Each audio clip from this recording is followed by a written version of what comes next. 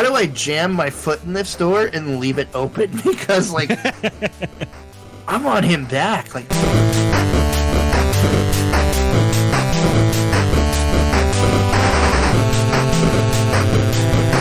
if a tree's not falling on your head, you're not doing it right.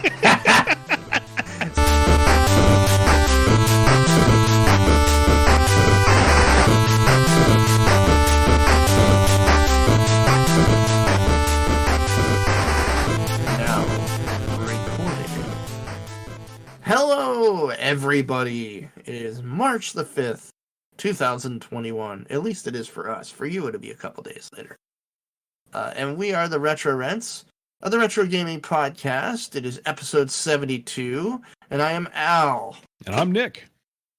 Oh, man, it's been a little while, but, like, I feel like I had to take a week, you know, after the amazing 3-hour epic. You know, when you do a magnum opus, you really have to settle with yourself over the next few days that you'll probably never top that kind of work. Maybe in an interview, or maybe that specific type of interview. I don't know. But how fucking great was Neal? No, it was completely lost.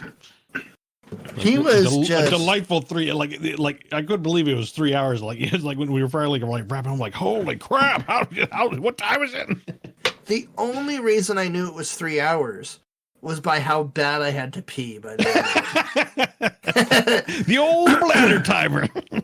I am getting older, but God bless Neal. It wasn't phasing him a bit. And I'll tell you what, though, I could not get over. I mean, it's very obvious why Neal does what he does. Like, absolutely. He's a natural storyteller. Like, there aren't many people in the world where you could just sit and listen, but at rapt attention and just be spellbound by it. Like I hate to say it, your dad was one of those people. His classes were great. Like, it was just like, all right, fuck the books. We're going to hear another war story.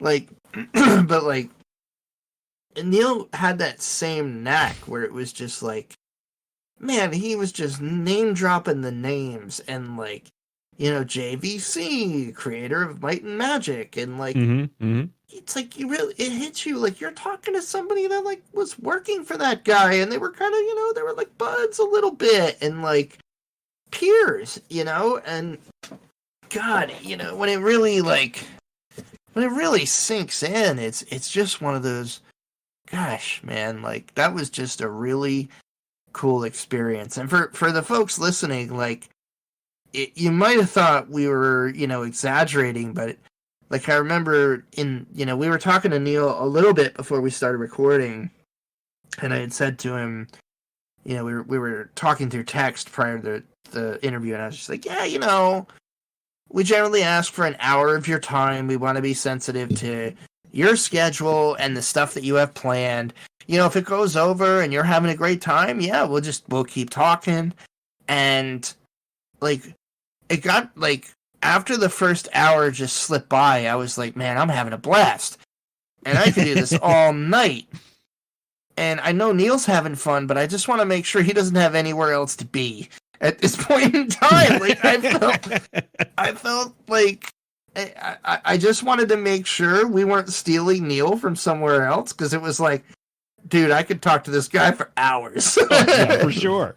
And there's probably like we were probably always, you know, tapping the tip of the iceberg, you know. And that's what it felt like. I mean, that's why, like,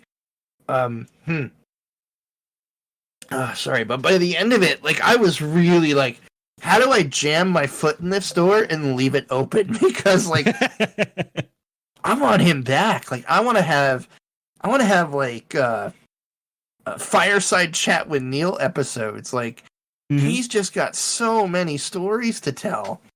And like, I'm really excited about his new book. Like, the Thief of Dreams that he talked to us about. Oh yeah. Yeah, like he kicked that off on a Facebook page. Well, even like more of the audio drama stuff. I mean, like, that was very, great. very cool stuff. That was great. like he shared one with us, you know, in confidence. Like, don't share this with anybody else. But dude, like we talked about it. Who's the guy from Star Trek that did a voice in that? I can't remember the name, but he's the doctor from Enterprise. The doctor from Enterprise, yes. And it was just like, dude, like I didn't need the visual, but I could see the Twilight Zone episode in my monitor. Absolutely, yeah. It's like the fact that there's even, you know, they're doing more, and you know, I got to go back and listen to the others because I guess they're all on Amazon, right? Well, the movie was on Amazon. Check what was it? Swords and Circuitry, I think was his website. But gotcha. But they have more in the works, and it's like, sign me up. I mean, you know, it's kind of like, you know, I love audio podcasts, you know, or I say audio podcasts, but audio dramas, audio. There's a term for it, but basically, like, you know, the same thing. And we talked about this like way back in the day. In fact, you know, in shameless plug, there's a new one out that I got to listen to. But Blockbuster. That was so great with John Williams. Like, you know, like I put it into that same vein. Audio drama. Yeah, audio drama. But now they have a James Cameron. Like it's like there's a season 2, you know, I guess you call it season 2. I don't know what you call it, but you're kidding. But it's a James Cameron. You know, the first one was like a Spielberg / John Williams thing, and now that was so great, dude. James Cameron one. So it's like I gotta listen to that one now. Oh, dude, that was like one of my favorite things you ever recommended. Like, I mean, it's like, are you giving a spoiler for an event that's already happened? Like the scene where John's in the restaurant with his wife across from the theater, and she's like, Johnny, they're playing your music. I was like, oh my god! Like, it was just really well done. But yeah, like I got the same feel from what Neal showed us, and like he was telling us prior, he's like, yeah, the production on this isn't finished yet, and I'm like, okay, sounds pretty goddamn good to me. It's like, what is they putting in here? Yeah, no, dude. Like, I'm excited to see what he does with that. But yeah, like, I had to. It's been a while. I had to like take a second and recap that, and obviously, you know, just send another big thank you to Neal's way. That was just such a great time.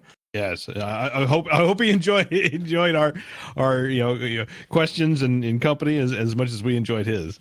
It sounds like it. Him and I have been chatting back and forth ever since, and I keep prodding him. I'm like, whenever you get that Thief of Dreams, when you want to sell it to, like, you know, 30 or 40 eager listeners, jump on. Nah, he was great. He was really great. And a big thank you to Roberta Williams. Not Roberta Williams. Oh my god, I love Roberta Williams, but no, Roberta Vaughn. From the Classic Gamers Guild, for introducing Neal to myself and to Nick collectively, and helping us get that interview set up. That was really cool.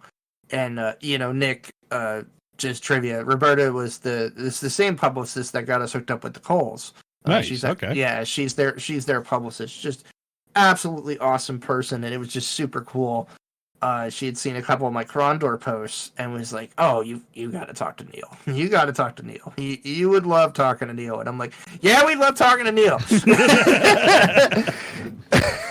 It was great. So, Neal, thanks again, man, and we can't wait to chat with you again. On the less star-studded front, man. I mean, you're still famous as far as I'm concerned. But what have you been up to? You know, you just like the sad part is, and you know, sign of the time, we're coming up on or at least here in PA, a year, dude, a year in quarantine. Yeah, that's like, not to say like, you know, hard lockdown, but it's like, you know, I think it was the 14th of March, I think, was my last day in my office, and I kind of marked that as like, okay, that was where it got. That's where it got serious. That was the start of the. I mean, the nothing. Yeah, I mean, a year ago we were just getting back from. I was just about to say, you know how I knew this was coming. You know how I knew this was coming. Our PAX pictures showed up on my Facebook for Memories timeline. Oh, 1 year ago today, you were at PAX. Like, oh my god, we dodged a bullet. And I was just like, dude, holy fuck, let's talk about that. Let's talk about that. I don't think I necessarily dodged that bullet. I just caught a smaller piece of it than most. Right. Yep, because we went to PAX. Yep. Last week, a year ago. Yeah, it was. I think it was like the end. It was like the end of February, like into like March 1st or 2nd. I have to look at the specific day, but yeah. Basically this time last year, we were PAX was coming over, home. PAX East was over.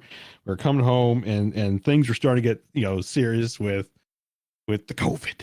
And a week later, I got a mild cough and lost my sense of smell. Yeah, that's right. Yeah, that's right. You did lose it, didn't you? That was my only indicator that this might not have just been con cold. If you go back to the episodes around that time, I was even saying, I was like, I think I might have the COVID. Like, I'm not sure, but like I had completely lost my sense of smell, and it was the most jarring, disconcerting thing because like. I would check every day, like after I got over the symptoms, and thank God I was one of the lucky ones, considering I'm a chubby older guy.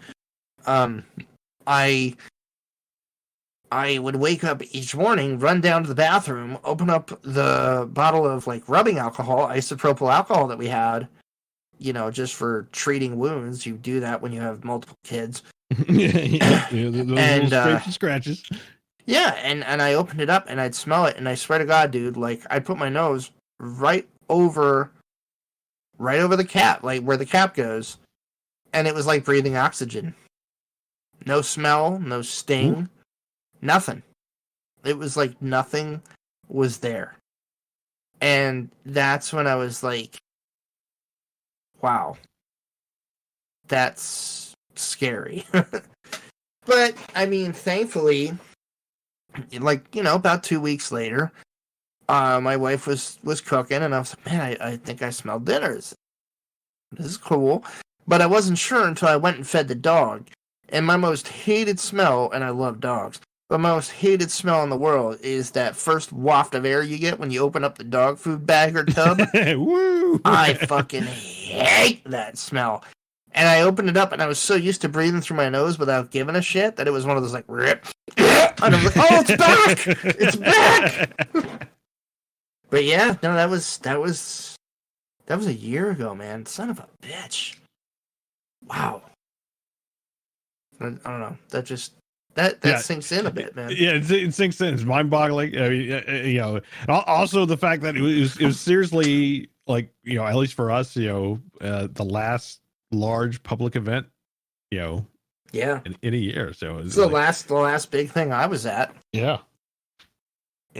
I'll tell you what, if that's going to be the last one for a year, fuck yeah, I'll take it. That was a blast. Absolutely.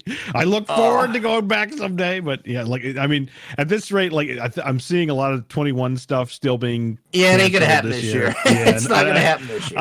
Yeah, like I know PAX, like the site, like I think early in the year, they kind of put out a tentative and nothing was going to really happen, I think, until September or something, but yeah. I almost have a feeling like it's going to follow suit because I'm seeing so many things, this year still being canceled. Like E3 just pulled the plug. Yep. There was another major one. I think the Comic-Cons have pulled their Comic-Cons have pulled the plug. Year. Yeah. Like again, like we're still going to get like the virtual stuff, happening.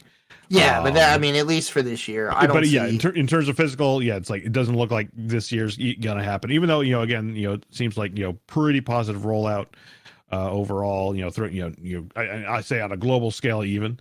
But yeah, like it looks like we'll have to wait till 22 before we see large events. Even if like they are. That's next. Probably the next question is like, will it be? Will it be 2022? Will we do? Or will it even be capped? I mean, like I would hope not, but you never know. You never know. Yeah, I'm adding to our notes, hence the tapping for news. I just want to cover that one too. Yeah. I've actually been talking to him this week. Oh, nice. Yeah, there's some interesting stuff there. All right, so what have you been playing? Just working through my Game Pass stuff. A lot came out in the past. There's so much great stuff. the past couple months since the beginning of the year, really, since we've had a chance to talk. But the big ones I've been playing was The Medium. Fantastic game. We saw this at E3, virtual E3 last year. Yeah, this kind of dual split screen, dual reality thing.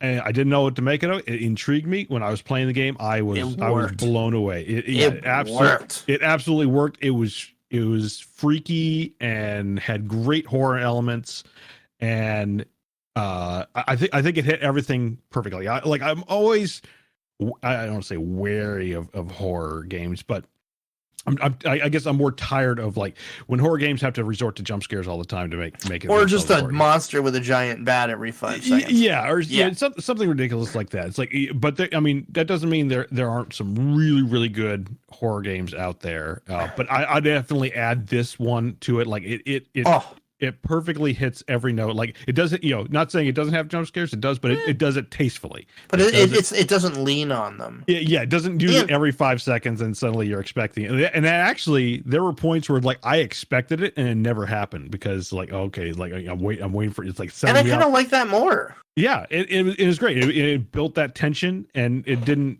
and in the story, I thought the story was great.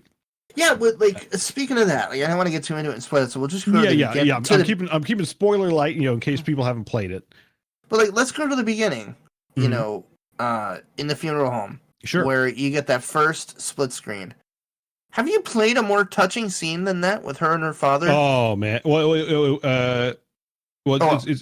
her father figigure, her guardian. I'm sorry, her guardian. Yes, her guardian. And they do make that clear in the beginning, I think. Yeah, they do.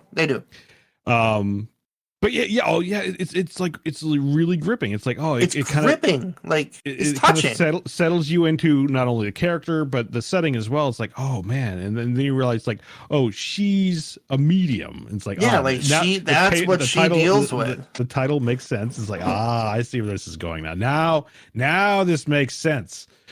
And I gotta finish it. Yeah, but it's a masterful game. Yeah, it's great. I think it was only maybe 8 or 9 hours long. It didn't take me long to beat it, but again, I like that out of a horror game. Like, I'm fine with that. Horror games that go beyond like 10 hours is my limit. Like if you go beyond 10, more than 10 hours as a horror game, it's like, all right, you're pushing it now. Yeah, we're getting into Friday the 13th Part 7. Let's pull it. Exactly. It's like, okay, and usually by that point, like they're repeating stuff a lot. Like the mechanics just either get overly grindy or just again you're using the jump scares all the time just to freak out the player. But no, I think it was the perfect length. I'm curious if they'll make a sequel, but at the same time, I almost don't want them to make a sequel. That's what I've read too. A lot of people are like, they're like, the door is kind of there, but we're really hoping they don't because it was just a great story. Yeah, and again, it works. Again, kind of like more an interactive movie. Where movies kind of do the same thing. Again, I'm not gonna give away the end. But it does leave it open at the end. So and I think that they do it in such a way that it's great. Again, it's more like like watching a movie where it's like a Saturday matinee kind of game. Yeah, as opposed to there's certainly been games where they leave it wide open and say, okay, clearly you want a sequel, and you usually don't get one because they cancel it and then you break the hole. Exactly. It's like no, like I feel like they bring it close enough. But it's like, okay, they leave it open. There could be a sequel, or at the very least, it gives you again that talking point at the end. It's like and lets you kind of figure out what does it mean in the end. I'm excited to play that one through. I love it. Absolutely, I would recommend if you are interested, don't. Because I played it on stream and whatnot, but it's like don't spoil yourself. Like get it. If you have Game Pass, absolutely, this is absolutely worth a download in your time. It's worth the price of Game Pass. Like let's talk about that real quick. I would say that Game Pass has a handful of games that they themselves alone are worth the price of Game Pass for the month. Oh, for sure. Like, you will get your money's worth from several games, and this is one of them. Sorry, kids, kill my soul. Medium. I gotta finish it. It's. I love what I've played so far, though. Really, really love it. Absolutely. Let's talk about the next one. Okay. This is one I played. Maybe the first half hour of. Okay. it's one that I'm probably going to grab a walkthrough for, just because, full disclosure, I realize as I get older, I get a little more pissy with puzzles. And I probably hit like the first big puzzle there on the beach with the signs and shit. And I was walking back and forth, like, I'm not getting this. Fuck it, I'm going to go do something else. But in this game's fairness, I want to go back to it because visually and audioly, because I was playing it with my headphones on, this game is a treat. Oh, yeah. So we're talking about Call of the Sea. Again, another game available on Game Pass. If you're into puzzle games in the vein of like Myst or Myst, Sierra Adventures. Point and click. You know, it's an FPS, so it's not like you're looking at a flat screen. You're moving the character through it like you. And are I feel like that's what character. might be jarring with me, because I grew up on the third person adventures. Yeah, well, even like Myst was first person, but it always like it stuck you in a location like, okay, like click the path, you're like click, yes. And it stuck you in front of like basically a static scene, and then you could kind of click through it and figure things out. Definitely coming from that mentality, I completely understand, because it was very much like, oh my goodness, like things could be anywhere. Where do I even start? Where do I even start? Now again, maybe for a younger player that has never been exposed to this, like, that's not going to be hindrance. But for us, it's like, oh my god, it could be, it could be under that rock there. It could be I'm old, god damn you. Could be that monkey in the tree or something. But once I got used to it, like the things you have to get used to, what the puzzles, it doesn't really overtly hide things. It doesn't make it difficult to figure things out. And actually, it helps you along the way. Like everything that you absolutely need to move forward is written in your journal. So if you come across, some piece of like, back lore thing, like it'll put in so there's two portions in your logbook. There's a, I think it's one's called, it's under the log tab. Yeah. And it tells the story of everything, and it kind of, fills in like what, kind of what happened. And then I read that. I loved that. Yeah. It's great. Great little side. And I love the way it puts itself together. Some character flow in there was really, really good. Exactly. And it treats itself like a journal. So it writes itself out like that. There's pictures that are put in, things like that. And it's like, that's perfect. So you can kind of see the journey. And then there's another tab that is, I forget what it's labeled. Like discoveries or research or something like that. Yeah. It's basically the puzzle stuff. So like all your specific puzzle stuff that as long as you see it and you interact with it, it will go into that tab of the book. All right. So if you get confused on something, it's like, just refer to that. Now there, I think in my entire playthrough, there was basically one puzzle that I got stuck on. It was only because I overthunk it, which I typically do.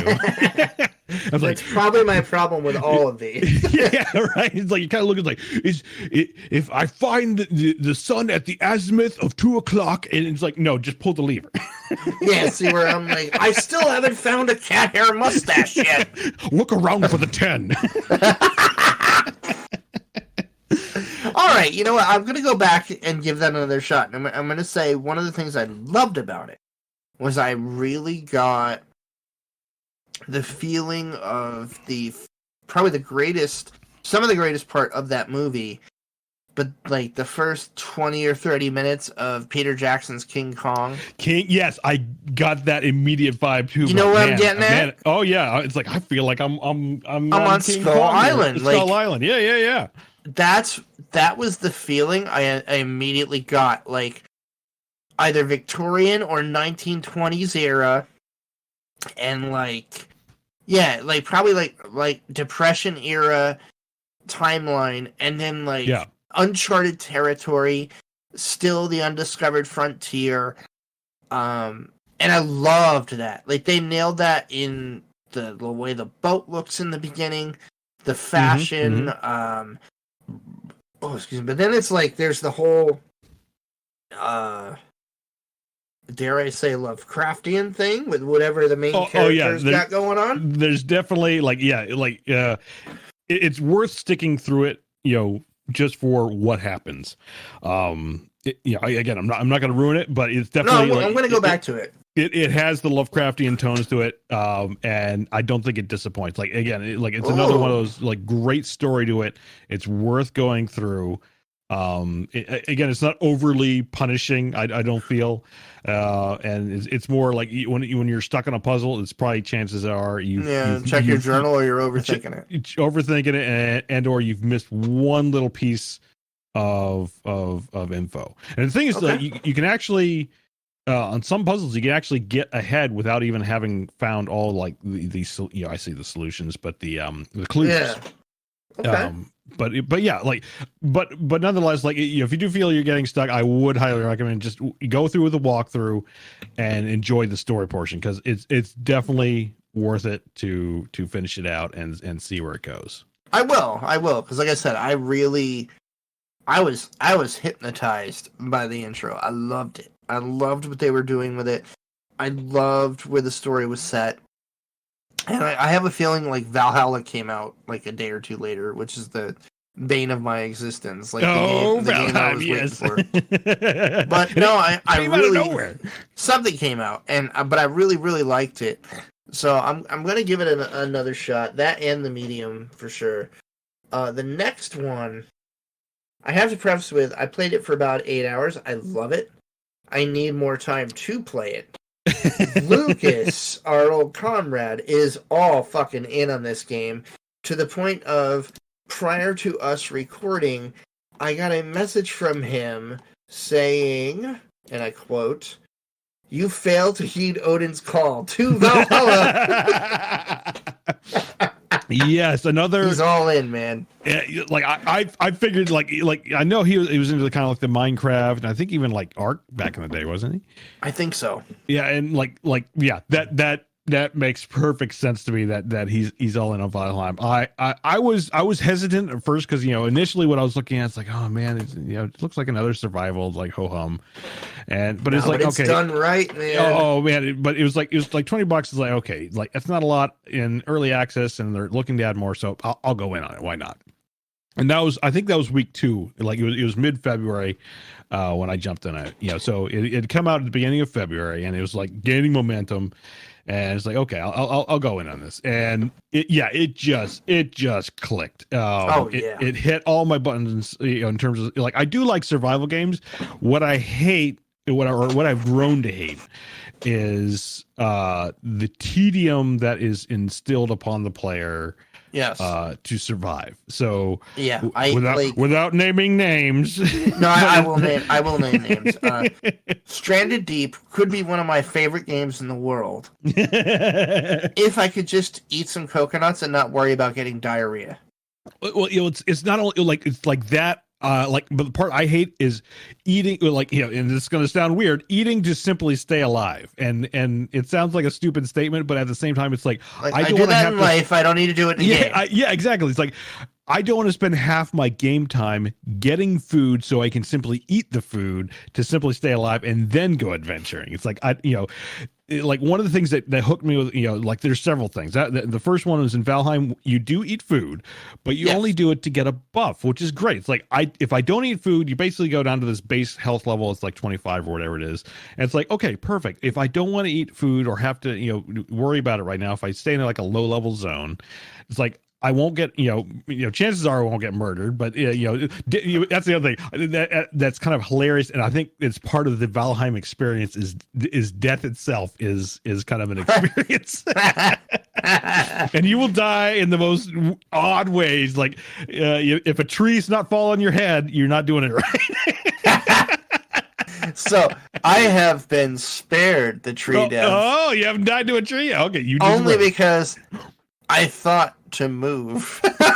No, it'll happen when you're playing with a group, and you'll be like, you'll all be chopping down trees, and it'll be the tree from behind that you'll never see. Like that explains it. I haven't played with other shit. Oh man, yeah. I feel, again, this is another one where it's like it really gets a lot more hilarious when you're playing with a group. All right, let me know when you and Kriegs are doing. Oh yeah, like it was like, it's like when is Al getting Valheim? It's like Al's had Valheim. It's just a matter of when Al has time. Yeah, we'll bring you on the server, man. We got like Viking halls everywhere, and that's dope. It's awesome. All right, I'll build my little tent somewhere in the woods. Yeah, there you go. And I'll sell my Viking Pern. But and one of the other things that I love about Valheim is the fact that you can jump servers, but you maintain your character. That is so dope. Which is again another thing. It didn't irk me as much as the food. Like the food thing was number one. It's like he's like when I have to keep my animals alive, to have to keep me alive. It's like, and I'm spending all my time just getting food, and it's like I and then I got to log off because I have time for nothing else. So it kind of respects your time. I say your time a little bit that way because I've lost considerable. It's like this is one of these games where it's like, oh, I'll just go out and get a couple lumbers of things. 5 hours later, oh my god. Oh yeah. But no, you nailed something that I always felt these games have totally missed the boat on, which is like you're building a hero that is in quote unquote your own faraway land. Yeah, and if you want to play with you become that traveling hero that has faced a few dragons and you want to go visit an old friend. You're coming down you're coming down the road. You got your skills. Like you're already, seasoned. Like the fact that this game lets you do that is huge. It absolutely massive. And the other thing is like when it comes to the other games, like usually, I expect it to happen with this one where it's like, okay, whatever server you're on, eventually, like assuming it's not like one of the public servers, but it's like, whatever, private server you're on, or even your own solo thing or whatever, it's like, eventually, it'll shut down and it's like, okay, and then you'll want to play it again, but you'll have to start over from complete scratch. Now that can still happen. So in terms of like, if you built something up, your super grand, Viking Hall on a private server and they shut it down, it's like, okay, you more or less lose that. But you're right. You keep your skill levels and whatever you have on you. So it's like, if the server's being shut down, like grab your most essential items. Shit. Grab your most essential items and then log out, because you'll be able to take those items to whatever, your own server, to, a friend server. And again, you can hop in, hop out, whatever. And again, another fantastic thing. Cause it's like, I've got several groups. It's like, I've jumped between, about 3 of them now. Yeah. And it's like, like I have my primary server that I'm on, and then I can hop onto other ones. And it's like, okay, yeah, it's like, yeah, let me jump on and like help you defeat, this boss or whatever, or I can, help you with this thing. And you hop in, I got all my skills. I got, the weapons that, that I've crafted and whatnot with me, and it's like I love that. It's like, okay, it's why I've never played any of the other ones. I've never played Ark. I played Conan for all of 5 minutes. And it's not to say those weren't fun, but like that it's hard to continually go back to ground zero and start all over again. Like if I want to play with you, like my character ain't nothing to speak about. I got fucking 4 hard-fought hours on that bastard. Yeah.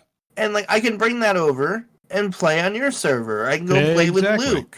And I could go gain a few levels and a couple new axes or whatever on Luke's server, and then jump back over to you. Like, to me, that's what every one of these games have been missing, and why I've skipped the majority of them. Because I just don't... I don't have the time to start over so much. Exactly. Again, I say, in a sense, it's respectful of your time and honors that it's like, okay, you've done stuff. And like, now I don't know if there's ever, they haven't mentioned anything about a wipe, because this game is early access. Yeah, but I would assume a wipe. Yeah, assume a wipe, but I mean, they haven't really mentioned it from what I've gathered. So it seems again, like there may not be assume a wipe. Yeah, so you're not better to assume. Yeah, better to assume. But at the same time, it's like, even if they did, like, I don't think it would be that bad, because like, again, the game is just so fun, and it's definitely going to be one of those, like, okay, it's like, definitely I got to get it out of my system. Yeah. But when it does, like, okay, put it on the shelf, and then when they add new stuff, like jump back in, and it's kind of like back right where you left off, and it's like beautiful. Yeah, absolutely. And I will say, it's unreal to see this explode. I mean, like this past I say year, but within this past year, we've seen all these kind of indie developer studios, like, again, explode, and we've talked about it before. Like, there's the Among Us, the the Valheim, the Phasmophobia. Phasmophobia. It's like, and again, like Valheim is a 5-person dev team. It's like, it's unbelievable what they've created. That's what really blows me away. Cause like, okay, you could look at it objectively and say graphically, it's not, but it's like, no, graphically still, it's not using the most advanced graphics, but it's still a beautiful game. Well, and I think that adds to it. Sure, like that's what, oddly enough, I said put me off initially. It's like, oh man, it looks like super pixelated. It's like, how do you play like that? It's like, very easily. Very like over time, like it's one of those things where and it kind of when I played it, I realized like, oh man, this is just like playing old school. Granted, it's not like Nintendo graphic, like Super Nintendo, but it's the same principle. It's like your imagination fills in a lot of blanks, and it's like I realized like.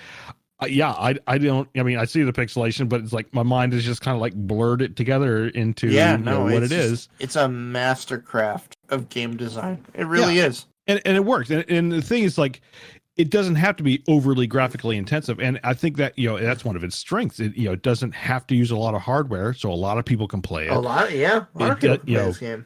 Yeah. We've kind of encountered weird lag issues, but I think it's more like server client issues as opposed to like, oh, it's trying to render absolutely everything and it's choking on it. It's like, no, this is something else. So again, I think it works in that capacity where, again, I think other games kind of, they try to max out the graphical quality and then end up losing it as a result. Yeah. And that's actually a really great transition into your next one, which I picked up this week. I hadn't heard of it. No, I think I might have seen it in early access about 4 months ago and went, what? That looks lame. And just skipped over it. But I have to say, the good Co-Carnage has caused me to spend more money than I ever intended.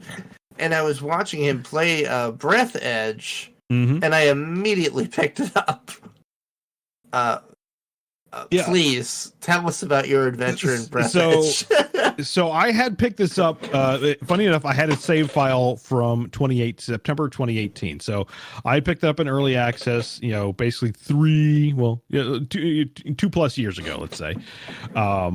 And it was like, okay, at the time it was like, okay, it's kind of like a space Subnautica, and because you have like this, funny enough, Breath Edge, you have this breath management, so you have a limited amount of oxygen before you have to like return to the capsule or whatever. Yeah. But it is absolutely hilarious. It breaks the fourth wall. Funny. It pokes, fun at like every single game, like mechanic out there. Like, there's a thing where it's like, it's, you get to a point where it's like, collect 200 coffins. And you're like, excuse me? And, and you're like, no way. And then it's like doubly self-aware with like, 80s Red Scare fear. Oh my God. It's like oh, good night, comrade. And like just put in this VHS. put in this VHS. And like and there's like, you got to build this device the developers arbitrarily put in to make the game longer. Make sure you hit the toilet when you piss.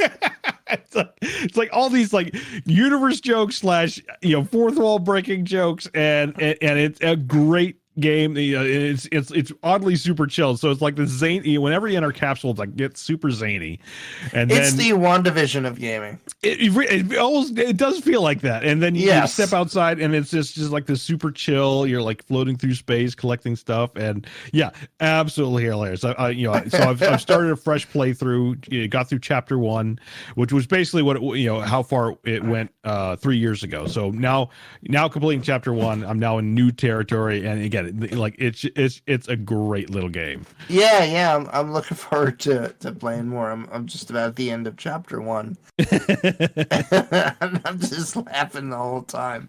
It's great. It's a wonderfully self-aware game. Oh yeah, absolutely. Yeah. I guess we'll cruise on over to me. Quick. What have you been up to? I've broken 250 hours in Crusader Kings 3. Oh my goodness! Now, are you still running? Aren't you running a mod, like some kind of like no. Oh, you're not? No. Oh. They released the Ruler Designer pack about a month ago. I thought you had like some ancient king that was like over 100 years old? I did. Okay. But this was a natural patch. Oh, okay. That allowed you to have a ruler designer, and it gave you X amount of points. You could go beyond that, but you wouldn't get achievements. I said, well, if we're going to color outside the lines, let's draw on the fucking table. And I created a king that had like the best possible health stats that you could have. Plus, he was a genius. Plus, he was a master of combat. He was basically like Ultraman. Right. And then you're right. I did have a mod that allowed me to have primogeniture succession in the tribal era. Okay. Which basically meant I just told my whole tribe, nope, firstborn son gets everything, the rest of you kids can fuck off. and the reason I did that was because otherwise you're in this weird, like, elective system until you get that middle-aged technology.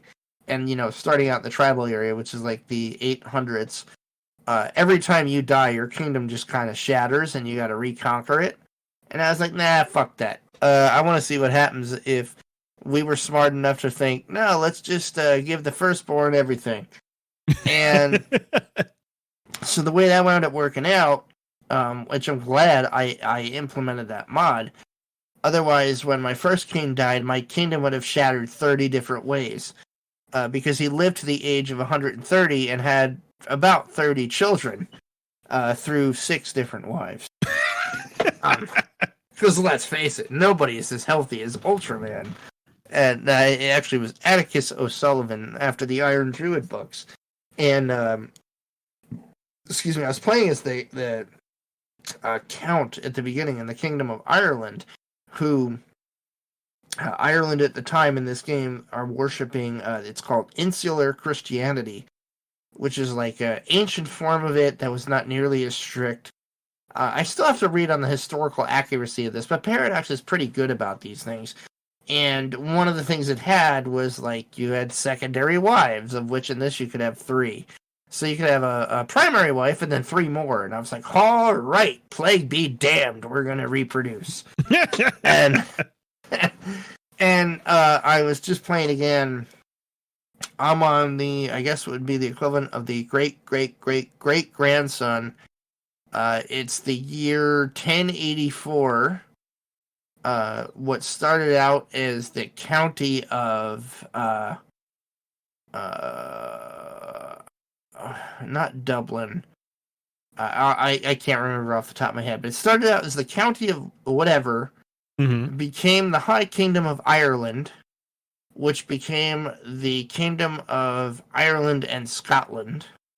And then once I conquered England, became the Empire of Alba, which consisted of basically the entire United Kingdom, plus Brittany and France and a couple of other northern French counties, is now at the point where I control all of England, all of the UK, obviously all of Ireland, all of the Shetland Islands, so Iceland and Orkney and all those.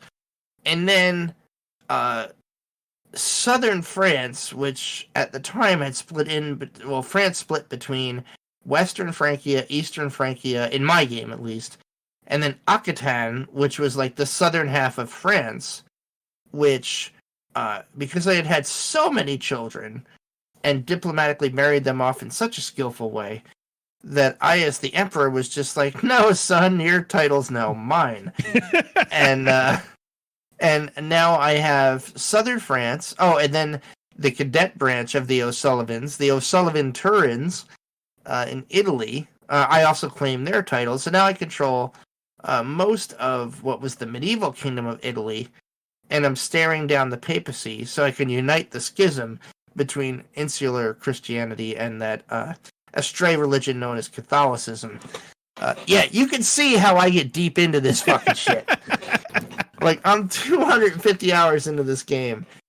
It is wicked fun. It is so much fun. And, yeah, I'd happily bring anyone along for a multiplayer jaunt. You would have a lot of fun aside from just the Game of Thrones intrigue and my random ramblings of random history shit that I know from previous jobs when I had way too much time on my hands and got lost in Wikipedia holes studying history. But yeah, no, it's a really amazing game, and I think they're about to announce their first major DLC expansion, which is super exciting. Excellent. Super exciting. I played a little bit of Valheim, like I said, about 8 hours, and I am all in on what Nick's saying. I think that little game is a goddamn masterpiece, just in that it really has gotten rid of a lot of the shit that has annoyed me about the private server or the server instanced MMOs that aren't being run by a AAA publisher. Right. It's why I couldn't get into Conan. It's why I couldn't get into a lot of those, because it's just like, well, what's the point? Like, the server's going to close. I'm going to lose my character. And I just don't have that kind of time. Whereas, like, Valheim, you know, at the very least, I can do stuff with my character, build their levels and their build their skills, and make them better equipment. And even if the server shuts down, I've got whatever I've got on me, and I can go somewhere else and continue my journey. And that's where Valheim has really won me over, and I want to play more of it. It's just, again, it's a matter of time. And that's a PC game, so it's generally like a lunch break game for me, unless I like make a concerted game night of it, which I have to give a shout out. I did have a PC game night on Wednesday this week. Was it this week? Yeah, I think it was this week or last week. With the bad fodder figures, we downloaded a Wreckfest off a game. Oh, nice. Downloaded that off Game Pass. Me, Mike, and Matt. The three of us played it against bots. And that's the demo derby game, right? Yes. Yeah. Many tracks, many cars. I have not laughed that hard in so long, dude. Like, our first demo derby match, like, Mike picked out this badass looking black car with teeth on the front. I was like, fuck you, man. I'm getting a combiner. And I had this giant fucking corn harvester. And I think Matt came at us on a couch with jetpacks on the back. I'm mixing matches up here, but we had so much fun playing that. But yeah, that aside, the other thing I've gotten really, really into this week, at least, nighttime gaming, I wound up getting MK11 Ultra on, a really good sale. And my wife and I's mutual friend Brian came over for his birthday. He's like a lifelong friend of my wife's. And I was like, dude, when are they gonna release the fucking story to MK11? Like, every time I want to go play it, it's like story unavailable. And like I just said it out of frustration. He was just sitting on the couch, pulled it up on his phone. He's like, oh, if you have MK11 Ultra, you already have it. You just have to go into your game options in Xbox and tell it to install it. And I was like, oh, okay. And I did that, started playing it, and I was like, well, it's been a while since I played 10. And I already had, it was like Mortal Kombat 10, the Ultra version of that, basically.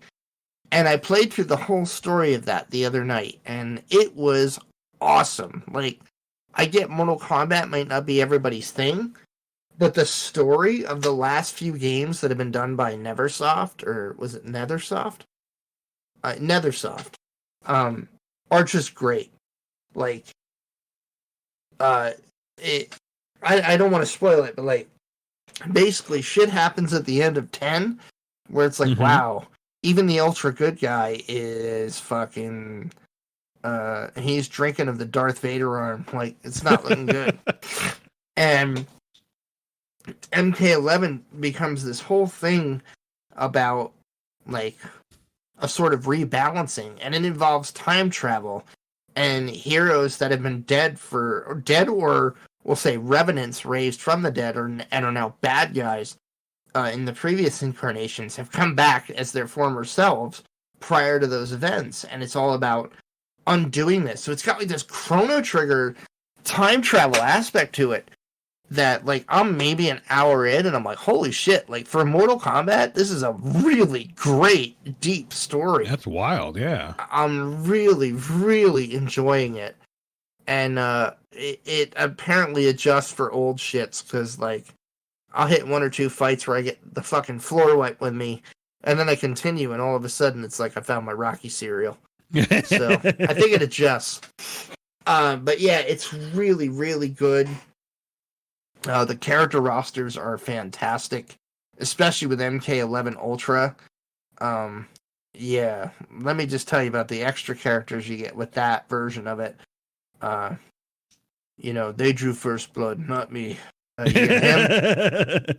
You get your move, creep. You get some RoboCop action. Classic RoboCop. And then there is a 2-minute clip of all of the Terminator Arnold Schwarzenegger puns. Oh, nice. Because you get the was the T100 model, and then you get like the Terminator 3 Rebellion model or something like that.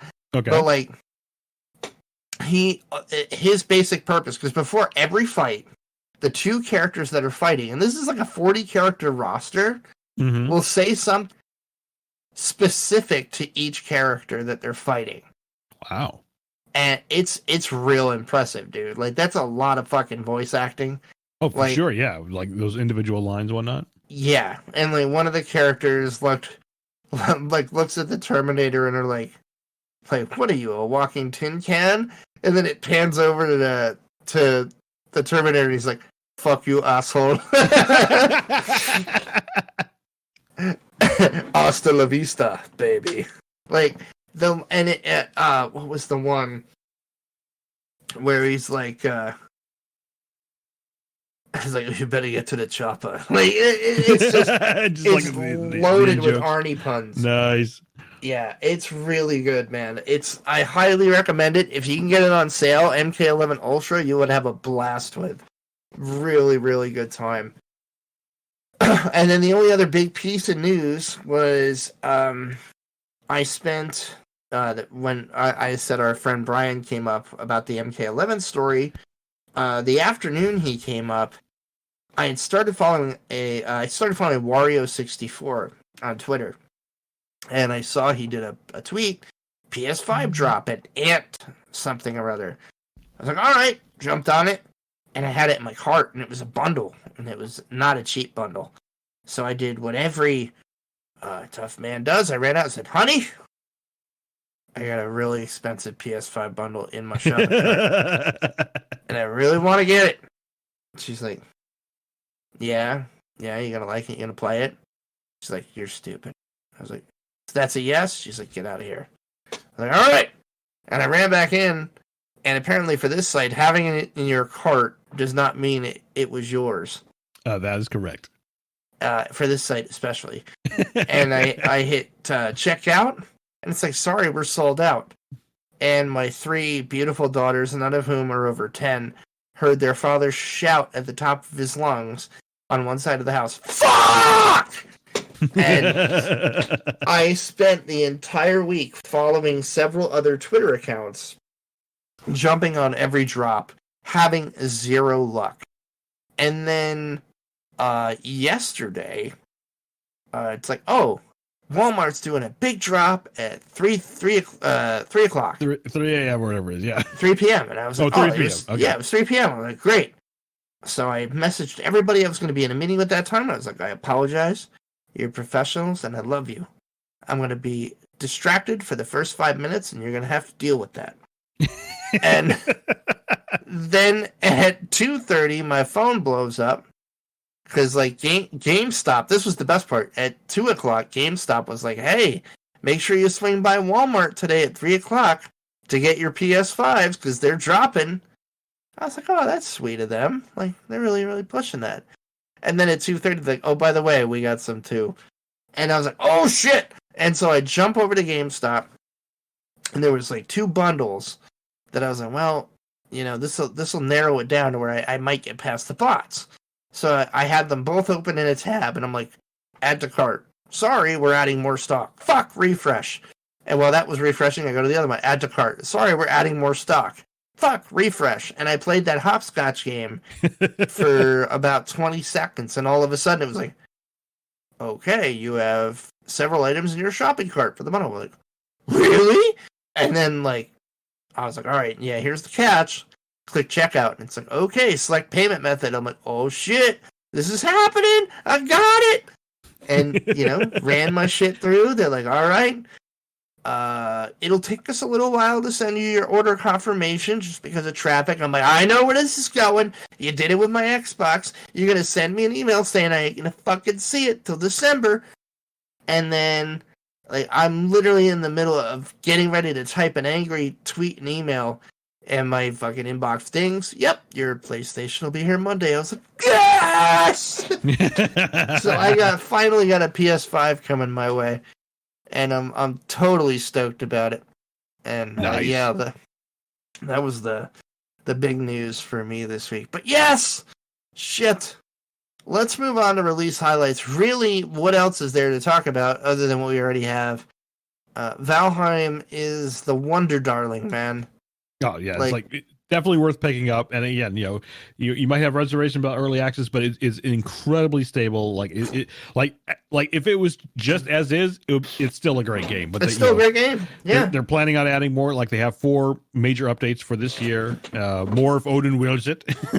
But yeah, like in you know, I think there's like 5 bosses to try and defeat right now, and I think they're planning up to 8. I think I saw, but yeah, fantastic game. You know, even better when you're playing with some friends, and you know, the lulls ensue. But let's put this in perspective. This is me, you, Glitch, maybe Jay, and we'll say Giovanni. It's a 5-person dev team. Oh yeah, selling a like $29 game. As of week 5, there are 5 million people playing this game. Yeah, unbelievable. Yeah, 5 million in 5 weeks since release. Now, I think it was kind of in an early beta phase, obviously before that. But yeah, like since going early access on Steam, 5 million players, and I think their concurrency, like I think topped out. Yeah, maybe even go higher for all I know. But last I saw was like around 500,000 players concurrent. Yeah, like that. That's nuts, dude. I could not be happier for 5 independent developers. I really couldn't. That is, y'all, I doubt you're listening to this. One day you might. You have achieved the dream of many game developers. I think they really looked at the product. They're like, what is all this missing? And they hit every stroke 1,000%. And it's nothing superfluous. They kept it, you know, tight and to the point. And it's a beautiful game. And it works. It absolutely works. It's a great game. Yeah, no, so just that's our release highlight. Pretty much since we've gone since the Neal interview. And like, yeah, just such major props to them. They've really knocked it out of the park. Let's see. All right, we're going to news. Yes, Nick, I saw this the other day. I bought the early access. I have not played it yet because I'm still working through the original, but Subnautica Below Zero actually has a release date. Yes, yeah. I think, you know, they were teasing this year, and then just in the last couple of weeks, they officially announced their May 14th release date. So it's like that is imminent. Like, you know, the chances are this will not be pushed back if it's that close, type of thing. So looking forward to this. Yeah, no, and you know, it's looking pretty solid. Arriving just 6 years after the first one, which again, like if you haven't played the original Subnautica, highly recommend it. Great fucking fantastic game. Unless you have with thalassophobia, you know, the fear of the open ocean, because then it's absolutely terrifying. I mean, it's terrifying even without that, but it's like, oh boy. Yeah, I forget my kids are kids sometimes, and like my oldest daughter was like, "Oh, I want to play that." I was like, "Yeah, go ahead." And she like gets out of her sub. She goes, "I don't want to go any further." And I'm like, "No, go ahead. You'll be all right." She's like, "There's sharks in there." I'm like, "Are there?" She goes, Mommy said there's sharks in the ocean. This is the goddamn ocean. Sharks in the water, cage in the water. They're smart. They're smart. I'll give it to them. But yeah, no, I'm really stoked for that. Really looking forward to it. And me as well. Like I've heard, positive things. I've been more or less keeping myself spoiler free. Haven't, really, I haven't played it at all. More or less, you just kind of, kept up light on the development. Just like, okay, these are new creatures and new zones. Like, I've heard good things. Yeah, it's looking awesome, and same team basically. So yeah, very eager to see how it turns out. So I'll definitely be playing that on stream. Come mid-May there. Absolutely, yeah, no, I'll be there too. And kind of staying in the same boat. This is non-gaming related, but a gaming developer involved. I was talking to Richard Garriott this week, Lord British himself. Oh, yes. If you all follow him on Twitter, you will know that he is on the... Oh, what is the name of the project? I want to make sure I get this right. Just give me 2 seconds. Yep. But the reason I put it where it is it is related to Subnautica. So underwater? In a way. It is in the ocean deeps. And Challenger Deep. Richard joined the Challenger Deep program. Richard is an astronaut. We've talked about his journey to the space station, his training as an astronaut, and this was his next big adventure. Challenger Deep went into the deepest depths of the Mariana. I think, am I saying this right? The Mariana Trench. Mariana Trench. Yep. Yep. The furthest down than any craft has ever gone. And they have, if I understand it correctly, like they've already seen a few things.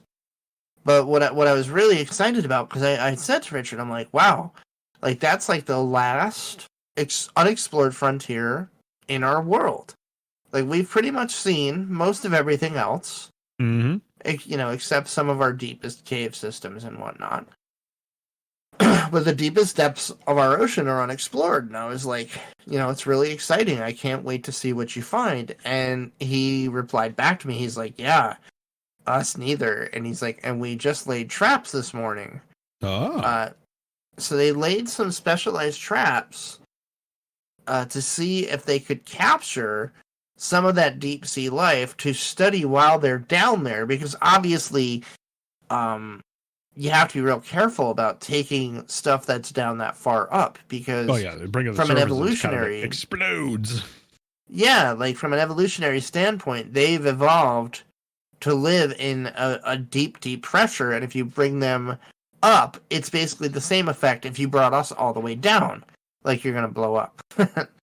And so Richard is undertaking that this week, and as I understand it, he is now back safe on land. I think the mission still continues, but he is, I guess, for his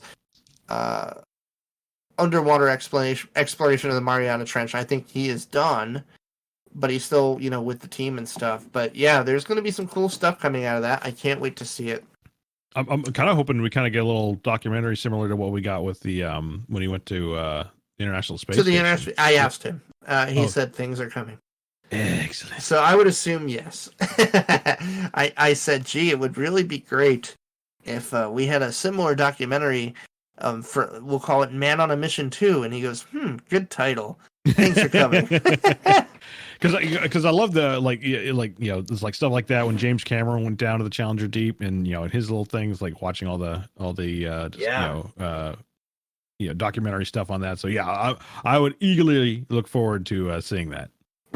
Yeah, me too. And Richard is just he's kind of like the explorer's explorer, the adventurer's adventurer, and I can't wait to hear his take on what he found. Who knows? It's not gaming related, but I'd love to get him on here to talk about those adventures, because let's face it, he's one of the biggest figures in gaming. Mm-hmm. And it would just be cool to hear how his later adventures have taken him as a designer and a person. Yeah, I would love to hear it. It's super cool.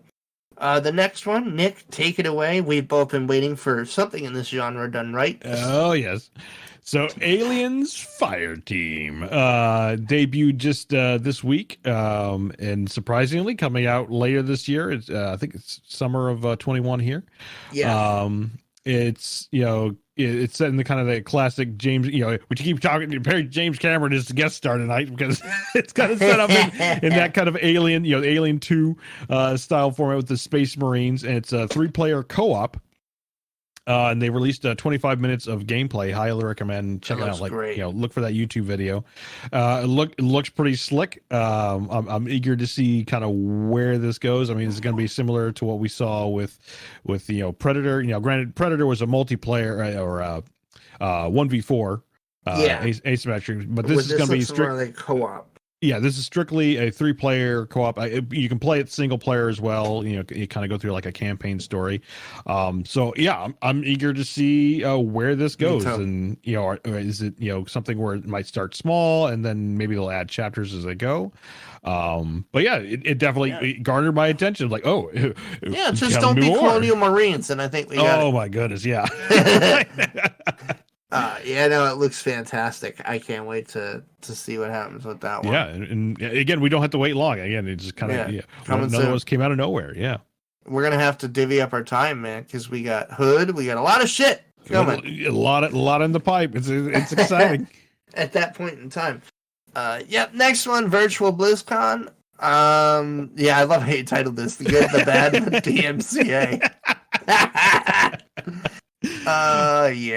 Kick off with the good, my friend. Yeah, the good. I'm with you. The Diablo 2 resurrected 20 years ago. I was working in the factory. It's like holy crap. It's like that's the thing. It's like, oh yeah, they're doing a remaster. Oh my god, it's 20 years ago. Oh my god. Yeah, I was at this point it's a classic car. Dude, yeah. I was working at the scale factory with my dad when my collector's edition came in. Mm-hmm. Me and my buddy Paul. And I remember putting the soundtrack on in the middle of what was a closing down factory at the time. And we're just blasting, the Diablo 2 soundtrack in the middle of a half-empty factory while we're working second shift. And, one of us would be, hiding in the corner going, Rakanishu! Just screaming shit. And fucking, oh, yeah, dude. But no, what I saw, I really liked. I liked that they were... in my opinion, I think they're taking a similar approach that the Command and Conquer team did. That did the have you played the Command and Conquer remaster? No, not yet. I've seen it. It looked fantastic. It's fantastic. I haven't, but done right, and there is a specific team working on the remaster. It's not like. And I'll comment on this. A slight concern is are we going to see similar issues to what happened with StarCraft and the Warcraft 3 remaster? I don't think so. And I think those were done internally, and the thing is they suffered a lot of basically BattleNet issues because they were kind of like this bizarre pre-BattleNet. But that's the thing. Diablo, it made what is now become Battle. Oh yeah, the original Battle.net. The original Battle.net, I played on Diablo 1 when it came out. That was what started Battle.net. So I'm hopeful. From what I saw from BlizzCon, it looks fantastic. The fact that you can even switch between, that's what I was about to say. Yeah. To me, where this really I think is going to pay off. And it's what paid off for the Command and Conquer remake, because it did the same thing. There's a little toggle while you're playing the game where you can just switch it, and you're playing the same old Command and Conquer graphics from back in the day. The classic look, but then but it's built on the same engine. It is. You can beef it up and go to I say modern, but the updated graphics. Yeah, it's updated graphics, but it's the same engine. It's running on the same thing. So. Again, in theory, this should be fine. Where I think Warcraft 3 Remastered went wrong is it was a modified engine. Right. They fiddled with it, essentially. Yeah, exactly. Yeah. So, but yeah, at least at advertising level, it looks fantastic. Obviously gonna have to buy it again. I think they did this with StarCraft where they released the original, StarCraft for free, but the remaster you had to pay extra for. I think it was like, but it was like $20. It was super cheap. It was super cheap. I expect the same thing will happen here. Like if it's anywhere in the 20 to no more than 30 range, I think that would be an acceptable price range. From what I've heard, I think it is in the 20 range. So I'm fine with that. That's fine. It goes more than that, then it's like, I'll wait for a sale because that's a little bit too much for my blood to play a remaster. But it definitely has my interest. Like I definitely want to kind of like replay it again. I'm excited. And classic D2. I would love to recapture having another Diablo 2 all-nighter with some of the same friends, man, with some of the same peeps. That would be super cool. I was talking about it with my buddy Jim from NAC. I was like, yo, man, fucking release weekend all-nighter? He's like, fuck yeah, dude, I'm there. So, yeah, I'm looking forward to that. Diablo 4, I'm with you. It's interesting. Can it deliver better than Diablo 3? I would say Diablo 3 started rough. Obviously, the auction house was very, very the rough biggest miscalculation in gaming history. But I will say that Diablo 3, especially with the expansion, had a solid story. Like, it found its footing later in life. Like, it's a solid game. Yeah, like for me, it wasn't like super great, but it wasn't bad either. It was just there. I do feel like they kind of turned things around, when they came back with seasons. Obviously the seasons and the bounty, the adventure mode. Yeah, like the adventure mode's great. That was a great way. It's like, okay, you can either restart or continue grinding, or it's a great way to jump in and get things. And I thought that was a good thing to keep kind of like the game alive for replayability outside of people who are like and mercilessly grinding for equipment. They do well with that. So I think I have hopes. I'll say I have hopes for Diablo 4. Yeah, same here. Like I hope it, like I think probably the best thing they're doing is they're getting off the whole my biggest issue with the story was it was like, okay, like how do you defeat it's like we already defeated Diablo in Diablo 2, so like all the evils were kind of more or less destroyed, and then all of a sudden you got to it felt like a weird MacGuffin. It was like, oh, it's the child of Diablo. Oh. I'd like to see them. I'd like to see them do something else. Yeah, I mean, at least from the trailers and whatnot, it seems like okay, like we're dealing with some kind of either lesser evil or some other faction, so to speak. It's like, okay, getting off the, if you will, the Diablo line, and I feel that's the prime evils are done, but there's plenty of lesser evils you could roll with that if they band together. Exactly, it's like there's a lot of ways they can go with it. Yeah, I'm with you. Yeah, I want to see them do something else. So we'll see what happens. Yes, the next point, the irony was not lost on me. I was hysterical when this happened. Oh, cackling in my chair. Yes, Metallica's BlizzCon concert got corrected by Twitch's algorithm to avoid a DMCA hit. And as Nick put here, for the older amongst our listeners, we all remember that Metallica were the ones that paved the way for the DMCA Act when suing Napster. Pretty because, much. Yeah, their MP3s ended up online. It's just funny that their legitimate music got ruined by the laws they helped write. It's like it speaks to the fact, and I think we've had this conversation, but it's like, granted, there needs to be copyright, for musical stuff, but it needs to be grossly updated. Like the DMCA thing is so ancient at this point. It's running off of like something from the 90s, I think. Yeah, it just doesn't apply anymore. It doesn't fit. Yeah, it just doesn't fit the digital age anymore. Like, and it needs an overhaul / updating or something. Like it just completely broken. Yeah. So. Where am I? I think. Yes. Then the next biggest bit of news. Oh yes. My buddy Assassin and I on another group, we have been eagerly awaiting, at this point, any news from Vampire the Masquerade Bloodlines 2. The first one was one of my favorite games from back in the day. I love the White Wolf setting. Like I was so stoked. And then we heard no news, and I was like, uh-oh. Like, It's been quiet, and it was supposed to release in the spring. And then we get this news. Basically, the entire development team was sacked. And the people who hired them were sacked. And the people who were supposed to get rid of the mooses got sacked. Sorry, Monty Python moment there. But now, Headshot Games, not Headshot, but I forget the name of the development company that was working on this. But the Paradox Games, Paradox is the publisher, and I have a love for Paradox, as you might have heard with my 250 plus hours in Crusader Kings 3, and probably over 1,000 hours collectively in their universe. Paradox fired the development team. Hardsuit Labs. Hardsuit, thank you. Yeah, Hardsuit Labs are removed from the project.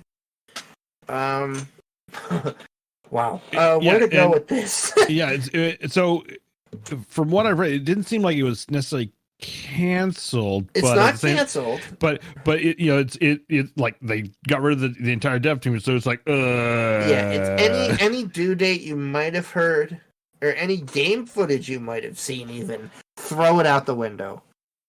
They might salvage pieces of it, but generally, in my experience, that's pretty bad. Yeah, in my experience in this industry, what that means is what they show to their bosses or didn't show over months and months was so bad that they're just like, yeah, it's back to square one. Y'all aren't cutting it. You bit off more than you can chew. We're going to bring in somebody else. So, right. The fact that it wasn't canceled outright means we may get a Vampire the Masquerade Bloodlines 2. But anything you've seen up to this point, probably out the window. I mean, yeah, like, I guess the question is like, what would they, obviously, like, probably I would imagine. Yeah, like what can they salvage? Yeah, it's like, what do they salvage? Like, imagine like the storyline and basic assets, but, if it's something like that, I mean, that almost sounds like, you got to start from the ground up again, and you're talking, probably minimum another 5 years before we see something. Easily. You're looking at another 5 years. You won't see this game for a long time. To put it in a gentler perspective, like, think of it this way. Guillermo del Toro was originally slated to direct The Hobbit, and he was on the production team as the director for a couple of years. And then MGM hit money problems, and he's like, look, I got to step out. I got to go. And Peter Jackson, I mean, he wrote the series, and he very much believed in Guillermo, and he was behind him 100%. But even he said, like, with Guillermo no longer involved, yeah, there were some ideas we loved of his, but we didn't want to, like, create the whole thing and take, his movie. And it was a square one restart for The Hobbit.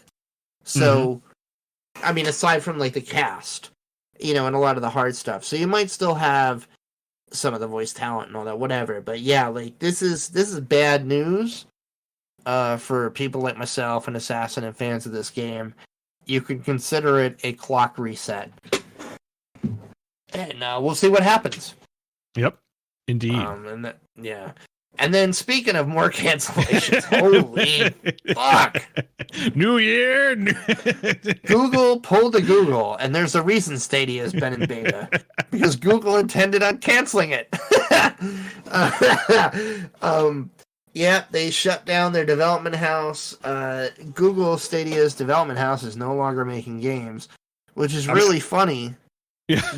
Because they bought the Terraria developer? Oh, did they? I was trying to find out like if you knew anything of like what they were working on or the developers they potentially hired or Stadia can't update, developer fired. Hold on. Stadia can fix the bugs on their own. What's the game? I'm trying to find the game. Oh no, sorry. The studio that I found this hysterical. Typhon Studios that made Journey to the Savage Planet. Okay. A game that's on Xbox and other systems. Google acquired them after the game was released, to have them release it on Stadia, which they did. Right. And Google did this big conference. Y'all are doing great. Things are awesome. Blah, blah, blah. And then sacked them a week later. And jeez. There are bugs in the Stadia version of Journey to the Savage Planet. You know, and at that point in time, people were calling Google, like, when are you going to fix it? They're like, we can't because we fired all the developers. And the developer of the game's on Twitter like, look, you know, don't blame me. I can't even touch this stuff anymore. Google owns it, and it's broke. And locked out, yep. Yeah, so the moral of this story is, while Stadia is still operational, please don't waste your money on it. I'm not going to be that asshole and say we told you so, but the market's not ready for this yet. Yeah. And Google has proven that no matter how much money you throw at it, until the residential areas can get internet even remotely comparable to cities, it's just not. It's not going to happen. It's not ready. Just not there. Yeah, it's just not there yet. So sadly, rest in peace, Stadia. Well, Stadia Development House, but we know what's coming. We know. Mm-hmm. Mm-hmm. Let's see. Anthem. Oh, Jesus Christ! It's like fucking bad news. Go ahead, Nick. No, right. I can't do it. I can't do it anymore. So, after only 2 years, EA BioWare is stopping further development on Anthem. Now, again, the live service is still functioning. It's basically going to the same state that Battlefront banding for everybody. yeah, exactly. It's like yeah, they're not doing anything further. Like now, you know, they were teasing like a Anthem 2.0 or Anthem Next. But yeah, and it looked great. Like some of the stuff I saw looked good. Like the ideas were great, but no. But nope, they are canning that whole thing. Which in one sense, it's a shame, you know. But at the same time, it's like you could kind of see the writing on the wall. You can see the writing on the wall. But what kills me, and I've talked about this with Matt and Bad Fodder Figures and a couple other people. There are some elements of that game that they nailed. The customization of your robot suit was a fucking ball. Like the different textures on the metal and the colors. You could get a really unique look to your Iron Man suit, and that was awesome. The combat, when you weren't banding zone to zone to catch up with your friends because you didn't have a solid state drive at the time like me. And even then, if you did, you were still banding. But when you were all in the same room in that wonderful 10 minutes, that was some really awesome gameplay. Like, Iron Man combat, they nailed it, dude. Are you there? Yeah. No, I thought you had more to that. Yeah, I mean that's what it looked like. I never played it myself, but it's like it looked like, you know, at least the gameplay. It's like, oh yeah, it's like it looks like it nails like kind of this Iron Man flight mode. When it worked, again, especially like if you wanted to feel what it was like to play as Iron Man in the suit. Yeah, when it worked, that game just nailed it. Just gets it. It gets it. They had the right mechanics. They just didn't have whatever it was, the infrastructure, the engine, the support. I honestly don't know what was missing behind the game to make it work. But it had the pieces, man. Like, that game really could have done it. It's just a shame.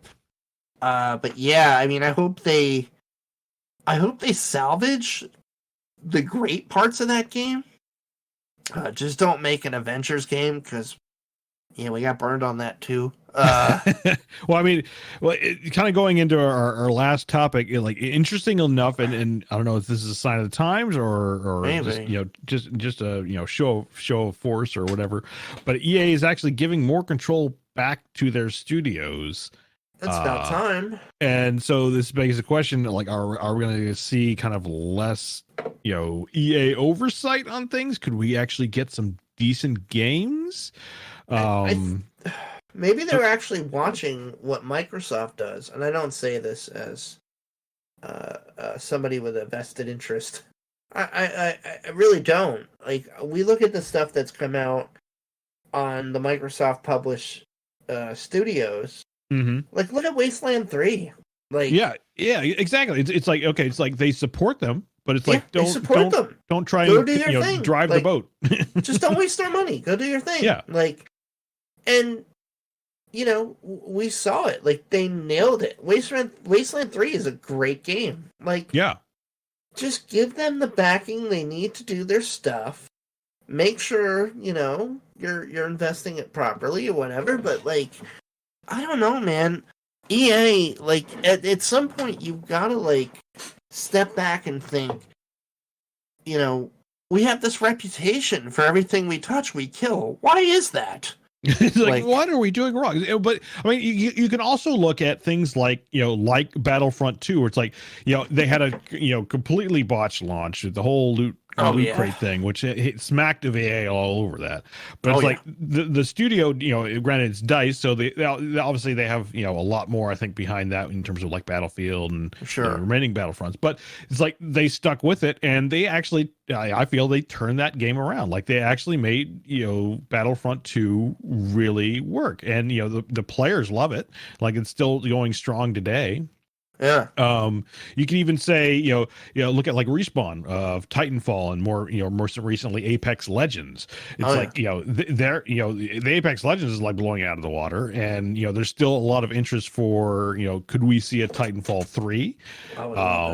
Oh yeah, absolutely. So it's like, I wonder if they had, if anything, a moment of pause is like, okay, we keep botching all these launches because, and again, from an outsider perspective, it seriously feels like, a lot of like executive, too many chiefs in the kitchen, man. Exactly. It's like you gotta have all this stuff. You gotta have these loot boxes. Like I understand, like, at the business model, I understand that, but it's like you gotta. There's other ways to do it. Yeah, there's other ways to do it, and you gotta let the studios push out the original vision of the project first.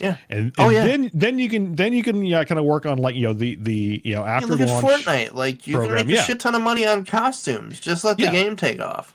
Exactly. It's like you got to make the great game first, and then you can roll in, get your tendrils all in, like I know it's inevitable, you can't get away from it, but it's like, instead of like the reverse where it's like, okay, you launch really horrible and they still manage to like kind of pull things together once you got, out of their hair. So again, I'm tentatively eager to see where this goes. Could we get some cool stuff in the future? It sounds like they had a visit from the ghost of Andy Rooney. And he sat down with Trip Hawkins and the rest of the executive crew and was like, "Did you ever notice everything you touch rots and dies? Did you ever notice that? Did you ever wonder why?" Oh. Do you ever think about just taking your hand back and just throwing money at the situation and shutting your mouth? You ever try that? Oh, well, we'll see what happens. Oh, Jesus Christ. Yeah. So I guess we'll start moving into the closing stages here. And we did have a question of the bye week earlier this week with some interesting answers on the SavePoint. I asked, who is your favorite all-time favorite game designer? This question actually came from Travis, our old co-host. And I was like, after our recent interview, it's a really good question. And we had some replies on the SavePoint. Josh posted like individual, company has to be Supergiant. I agree with you, Josh. No, let's just ignore Pyre for a second. No, like I have to disagree. Pyre was good for what it was, but Supergiant, and he says this, has by far some of the most inventive and interesting and artistic games. Maybe Pyre 2 if sports ball visual novel is your thing, and I would say Pyre was good, like for that subject matter. But individual, he's going to go with his man Brian Reynolds. Alpha Centauri is still one of the greatest games ever made. I could agree. That's a top. Close runner-up is Johan from Paradox. Oh, Josh, you're speaking my language. He's like, Europa Universalis, Crusader Kings, Victoria, etc. Come on. No, from a game design standpoint, I would agree. They're some of the best. Like, for me to put 250 hours into a game, there's something really good about it. Like, I'm not just tooting my own horn. I just know I get bored with shit quickly, and if I keep coming back to something that much, it's got something special. Travis, who posed the question, said, I can't pick just one, but it has to be the triad of Brad McQuaid, Steve Clover, and Bill Trost, the design team behind the ever-present, ever-updated, ever-awesome EverQuest. No one single game has had an effect on me in a genre like EQ did with me in MMOs. Nick, you and I grew up in that era. Oh, yes. And, yeah, I mean... It paved the way for, I say kind of like modern, although it's kind of, I think, gone away, but I'd say the late for the 90s, WoW. Late 90s to 2000s style MMOs. Yeah, we'll say Meridian 59. Yeah, and then first. SWG, eventually SWG, and eventually EQ2. I remember it left a lasting legacy. We got excited in the office around EQ2 when we were still working together. We were That's still right. working together at that point. Yeah, good times. Oh, great times, man. Like, just thinking back on it though, like, and I know we've talked about this. Like, EverQuest was awesome, but man, Star Wars Galaxies had so much special going for it. Oh, yeah. Oh, my God. It's just a shame. It's a shame that game did not get to fulfill its full vision, because I'm telling you, man, y'all listening, for those that were there when that game began, the framework was there. God, was that game fun. And EverQuest was awesome, too, because I was always a stickler for the fantasy stuff. Although I will say I played a lot more Ultima Online than I did EverQuest. And, but yeah, I mean, you got to give it up to the Sony Online trio, man. Like, Raph Koster and the whole group. Like, they defined what MMOs could be. And then Blizzard made WoW and showed what MMOs would be, but it was all built on that framework. And it's just cool to be a part of that time, man. Which is now so fucking long ago. It's like, I mean, we've talked about it before. It's a subject even in and of itself. It's like I have a hard time thinking that we will ever see MMOs at the scale of EverQuest or even another like proper WoW. I mean. It feels like it was, I think, the 2010s, there was a lot of like WoW clones that utterly failed. Oh, yeah. And I think there just isn't an appetite anymore for, investment into building a MMO style universe in the classic ways of like EverQuest and Star Wars Galaxies. Like, I just don't think we're gonna see it anymore. I think everything's kind of moved into this more micro. Yeah, instance. the Valheim model.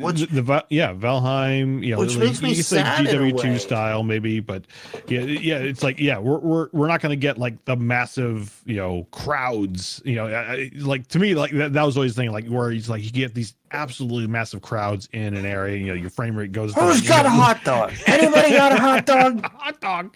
It's like 1 frame a second, and it's like utter crap. Like it's like maybe if we ever see a camel on a chain, but even that's like riddled with issues from what I'm hearing. And, I haven't checked that in a while. Is that looking bad?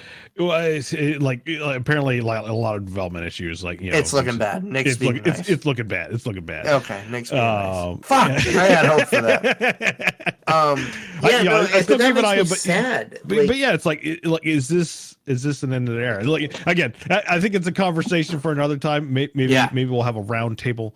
Yeah, Jesus, we're getting into Neal territory here. I know, right? But I digress. No, I think that's a really great topic for our next show, though, because there's so much we can dive into there. Because I don't know if it's done yet. I feel like a renaissance is coming. Oh, I feel like games like Valheim are showing there's an opportunity for that. And we'll talk about that on our next show. But on this show, it's fucking time to wrap this up. Let's go! But we had to give y'all some content because it has been a while. And but yes, if you want to chat with us, if you want to call and leave a random voicemail or answer our question of the week when we pose them, you can call 610-810-1654. Leave your thoughts, leave your rants, leave your praises, and we will treat them accordingly. Rants we delete, praises we talk about on the show. No, I'm only kidding. We'll talk about everything. And other than that, SavePoint Game of the Month, the last time we updated our agenda, it was Cyberpunk 2077, and we saw how that went. No, I'm only kidding. I still have to finish it because I do like what I've played of it. I just hit a bug and I'm waiting for them to patch it, but I heard their computers got sacked by ransomware. So I'm going to wait a little while longer. I'm going to wait a little while longer and then I'll eventually play it again. But that aside, otherwise, just we'll do into conclusions and shout outs. Obviously, big shout out to all of y'all still, that listen and spread the word. I saw something today. I was a little disturbed. We have a feed into YouTube that people have been listening to us from day one, and for whatever reason, part 2 of Neal did not appear on YouTube, and somebody left a comment. They're like, "Where's part 2?" And I'm like, "Well, shit!" Like I logged into YouTube and I'm like, "Yo, I'm really sorry. I have no idea what the hell's going on between Podbean and YouTube. Like, you can listen to it on iTunes, and here's the link to Podbean, and we'll get this figured out." So I will figure out what the hell happened there, but. Please, if you have not, if you listen to us on YouTube and you have not heard our interview, the conclusion part of our interview with Neal, it's just as good, if not better, than our first part, although all of Neal was fantastic. So go check that out. And check out, in the links in the show notes for that, check out all of Neal's projects. He is a really awesome person. Super generous and just super nice, but he's really talented, man. His audio dramas, I can't wait to get more of that. I just want to sit on a Saturday night and listen to more of that. I cannot wait. Big shout out to my boys at Bad Fodder Figures. Love you guys. That was a really fun game night. I can't thank you all enough. I know it was just basically the hosts and the co-hosts. The host and the hosts. All of us. I wish Eric could have joined us or Jeremy, but it was me, Mike, and Matt playing some Wreckfest, and it was just some really great socialization in a weird, non-social time. I don't know. It just really, really struck the right chords. I laughed my ass off for 2 hours. It was great. It was awesome. Shout out to Denny and the gang at Tap the Craft. I hope you're all doing good. Stay healthy. Drink beer. Other than that, if you want to reach us, come hang out in the SavePoint, tiny.cc/save. Tiny. Words, how do they work? Yeah, how do they work? Tiny.cc/SavePoint. Email us, theretrorents@gmail.com. As long as you're not emailing us about how to market our podcast. I'm really getting tired of you. And hit us up on Twitter at theretrorents or at retrorentsowl if you want to talk to me directly. At Black Eagle Ops to follow Nick and see what he is up to. He is way more prevalent online than I am, so I would say follow Nick. And you can hit us up on Twitch. Again, just follow Nick. I haven't streamed in a while. If I start doing that, I'll give out my Retro Rents Al handle again. There you go, you got it. But otherwise, go to Black Eagle Ops. Nick does a couple things a few nights a week. They're all fun. He does watch parties, and he does game streams. He's got a great community over there. It's the same folks I played Phasmophobia with for Extra Life. Just a really great bunch over there. Go hang out with Nick and the gang. Other than that, oh yeah, I gotta give a shout out. Travis and Adam have kicked off the RPG Kingdom again. Yeah. Keep it going, fellas. It's a lot of fun. I really do enjoy it and look forward to each episode. So keep it up.